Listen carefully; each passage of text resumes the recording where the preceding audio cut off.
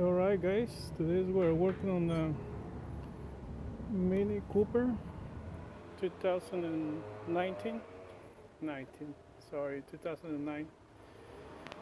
So we got a misfire in cylinder number one. So I did my checks for injection and ignition. Everything is good, but we don't have compression. So we're gonna do a leak down test. I did a compression test. All of them had compression except this one. So we're gonna, well, we know the head has to come out, so we can take a look at the valves or piston rings or why we're missing compression. So after I take everything apart, I wanna do a leak down test to see where it's coming from, where is it going through. If it is intake valves, or hopefully intake valves or exhaust valves. So I'm just gonna walk you through what it takes to do one of these. As you can see, I have most of it taken apart, the whole front. So let me show you what I had taken. So this is the front of it. So just take it out as assembly, so we can get to the bolts of the heat shield on the exhaust and whatnot that we need to get to. So let's take a look at other stuff that I have. Alright, I got my little table here, putting things that I've taken off. As you can see, I had the intake out already. I don't want to get too far, so I can show you guys.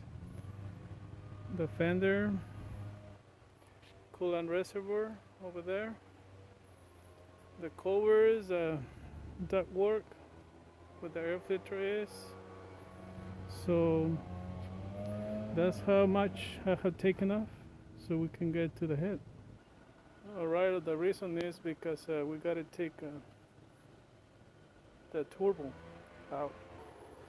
Alright, so that we can get the turbocharged out and to get to the bolts, since they are pretty hard to get to. You can see in the bottom down there and right here. So when everything is in place, you cannot get to the bolts, so it's much easier to take the whole front off. At the long run it'll be safer, and then so you don't get a chance of breaking bolts and not be able to get to them. It's a little bit work, but it's better. As you can see, it's just all the disconnected wiring that we had to do. You can see over here, well, this is the oxygen sensor. All the wiring that needs to be disconnected on each side. All this wiring here too, as well. So we gotta keep going. We got the intake, like I told you. I could show you guys. You can see. So we're gonna go the wiring off from the injectors, disconnect the high pressure lines, and undo them because we want to get the head off. So this vacuum too. I want to get to the thermostat housing, which is here. As you can see, when I get to that, so we can get it off of the head, and we just keep going. And then as we go, we get through and see what we can do. You can see some kind of rubbing here. Something was rubbing pretty good right there. Probably might be the coolant hose. Anyways, you gotta discharge the AC system, by the way.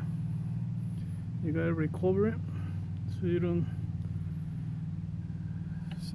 can take care of it, so we can get the whole assembly together.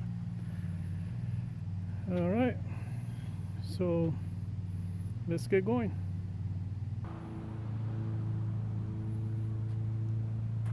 All right, a little more progress. We got the catalytic converter out.